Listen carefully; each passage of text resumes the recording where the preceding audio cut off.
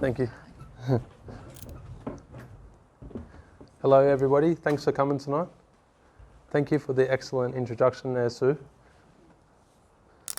It's been so good knowing you and Lauren. So yeah, a couple of years ago now, I met Lauren and Sue, and they invited me to start coming to the A team, along with Richard as well. So yeah, we've been pretty good friends for a couple of years now.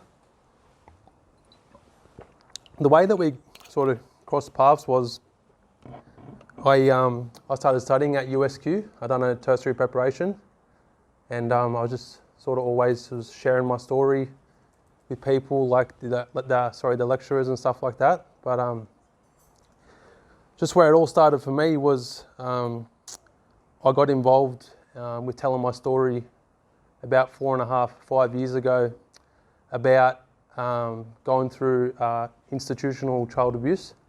So when I was 17, I went to Brisbane Boys Yard inside of Brisbane Correctional Centre, and when I was there, unfortunately I was sexually abused by a prison officer, Screw, come into my cell more than once and abused me.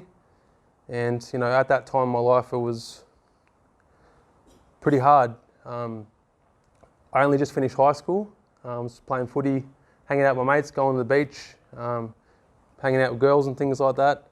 And then next thing you know, I end up in prison, and I was abused. I remember the first day I woke up from the watch house. I just remember that smell. You know, that smell. It never comes out of your senses, because it's just this really strong, like sort of like hospital smell. It smells really, really terrible. Something that I'll never forget, and I sometimes get flashbacks to that smell going places like the hospital. But yeah, so for me, I committed a robbery of violence. That's what landed me in the Brisbane Boys Yard. And when I was there, I suffered the abuse. And when I turned 18, I was at Brisbane Correctional Centre at the time, so I went from there to Arthur Gorrie Correctional Centre.